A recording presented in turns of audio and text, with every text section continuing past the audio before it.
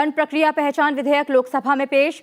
त्रिपुरा से संबंधित संविधान अनुसूचित जनजातियां आदेश संशोधन विधेयक 2022 लोकसभा से पारित। उच्च सदन में वित्त विधेयक पर चर्चा जारी।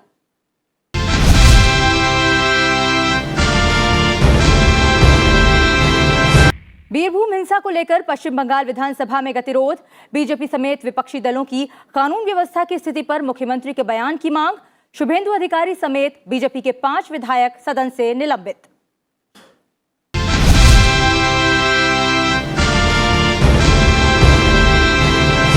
दूसरी बार प्रमोद सावंत ने संभाला गोवा के मुख्यमंत्री का पदभार।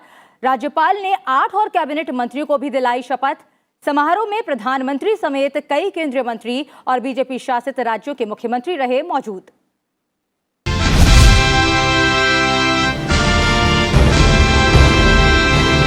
रूस और यूक्रेन के बीच तुर्की में नए दौर की बातचीत। कीव का बिना देर किए शांति स्थापित करने पर जोर। राष्ट्रपति वोलोदिमिर ज़ेलेंस्की ने कहा, रूसी नेता से आमने सामने की वार्ता से ही युद्ध विराम संभव।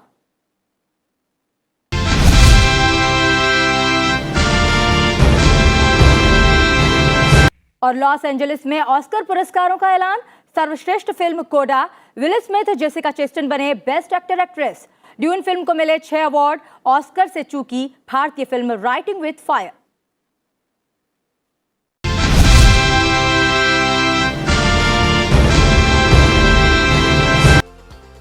उत्तर प्रदेश के मुख्यमंत्री योगी आदित्यनाथ ने राज्य विधानसभा के सदस्य के रूप में शपथ ग्रहण की। उनके बाद विपक्ष के नेता के तौर पर नामित अखिलेश यादव ने विधायक के रूप में शपथ ली। इसके अलावा नवनिर्वाचित विधायकों ने 18वीं विधानसभा के सदस्य के रूप में शपथ ग्रहण की। प्रोटेम स्पीकर रमापति शास्त्री ने सदन में सदस्यों को शपथ दिलाई।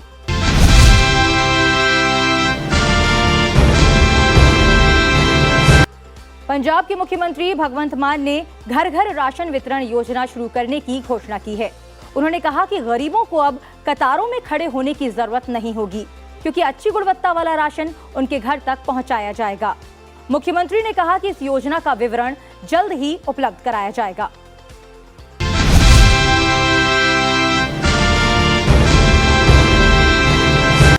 केंद्रीय श्रमिक संगठनों के संयुक्त मोर्चे की तरफ से बुलाई गई 2 दिवसीय हड़ताल का मिला जुला असर देखा गया।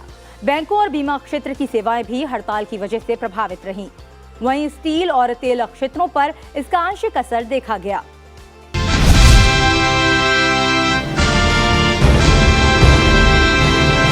भारतीय सेना ने जम्मू कश्मीर में नियंत्रण रेखा पर तैनात अपने स्नाइपर को फिनलैंड निर्मित अत्याधुनिक राइफल साको TRG 42 से लैस किया है, जो 1.5 किलोमीटर तक प्रभावी निशाना लगा सकती है। इसकी मारक क्षमता और दूरबीन से देखने की क्षमता विरोधी सेना के पास मौजूद राइफल के मुकाबले काफी अच्छी है।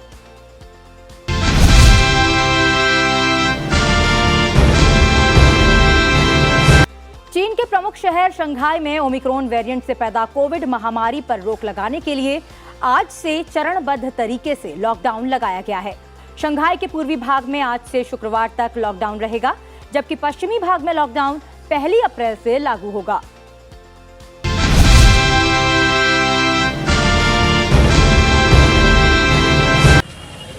दो अप्रैल के वार्षिक उगादी त्योहार में कोई हलाल मीट न खाए।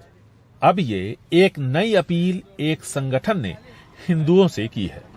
हलाल के माध्यम से, हलाल प्रमाण पत्र, हलाल सर्टिफिकेट्स, हलाल मीट के माध्यम से हजारों करोड़ों रुपए आज इकट्ठा करके भारत को इस्लामिक स्टेट बनाने का, भारत में देश विरोधी गतिविधियां बनाने का, उसको फंडिंग करने का एक कॉन्स्पिरेसी षड्यंत्र पूरा भारत भर में चल रहा है। इसके लिए हम आह्वान करते हैं, हम सभी हिंदू हलाल प्रोडक्ट्स, हलाल मीट को हम बाइकाट करेंगे।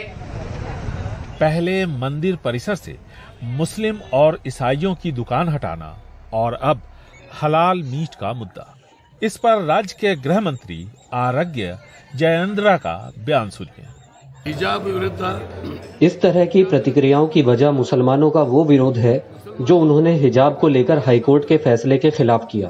कानून व्यवस्था अगर बिगड़ती है तो मेरा मंत्रालय कार्रवाई करेगा। कानून सुव्यवस्था प्रश्न बंधागा। कांग्रेस इस चलन की आलोचना तो कर ही रही है, बीजेपी के कुछ नेता भी इसे खतरनाक मान रहे हैं। इनको इश्यू चाहिए, तो इनको इश्यू क्या मिल रहा है कि डिवाइड एंड रूल, हिंदू मुस्लिम में टेंशन हो, अगर जान जाए तो परवाह नहीं है, उनको चुनाव जीतना है, वो एक ही इंटेंशन है उनका।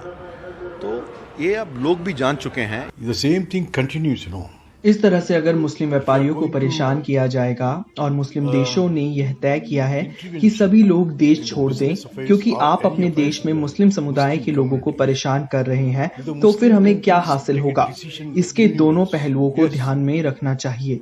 Please go out of our countries. हर रोज एक नया मुद्दा, ऐसे मुद्दे जो आम भावनाओं को भड़काते हैं। सरकार चुप है क्योंकि इससे सांप्रदायिक ध्रुवीकरण तेज हो रहा है और विधानसभा चुनाव नजदीक है। लेकिन इसकी कीमत उस कर्नाटक को चुकानी पड़ सकती है जो आपसी भाईचारे के लिए जाना जाता है।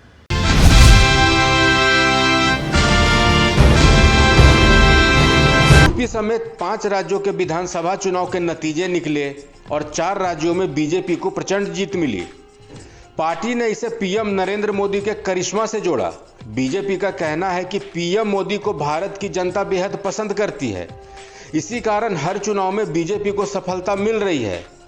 वहीं विपक्षी दलों ने यूपी चुनाव के नतीजों के बाद ईवीएम पर सवाल उठाए, लेकिन अब राष्ट्रवादी कांग्रेस पार्टी के नेता माजिद मेमन ने पीएम नरेंद्र मोदी की जमकर तारीफ की है। माजिद मेमन के मुताबिक पीएम मोदी में कुछ खूबियां होंगी या अच्छे काम किए होंगे जिसे विपक्षी नेता नहीं ढूंढ पा रहे हैं।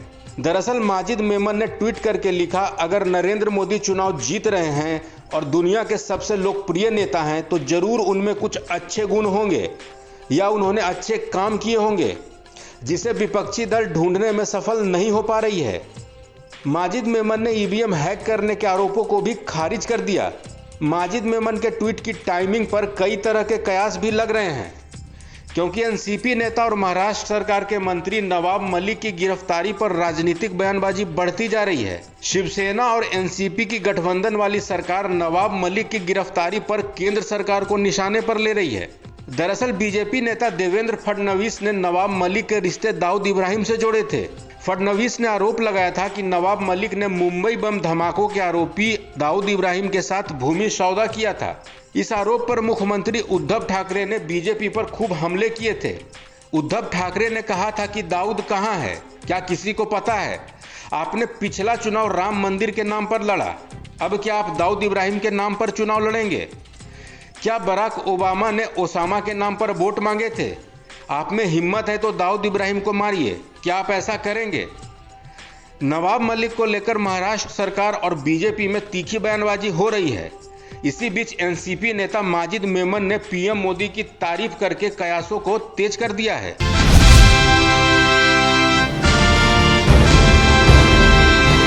भारत बंद का आज दूसरा दिन है।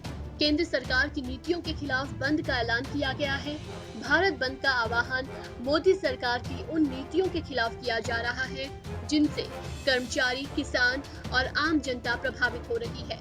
यूनियंस ने केंद्र में भाजपा के नेतृत्व वाली सरकार की मजदूर विरोधी, किसान विरोधी, जन विरोधी और राष्ट्र विरोधी नीतियों के खिलाफ देशव्यापी हड़ताल की घोषणा की है। इस दौरान बैंक भी बंद हैं। भारत बंद से आम आदमी के जीवन पर सीधा असर पड़ा है, क्योंकि इन 2 दिनों की हड़ताल से बैंक और रेल सेवाएं प्रभावित रही हैं, जिससे आम लोगों को खासा परेशानी झेलनी पड़ रही है।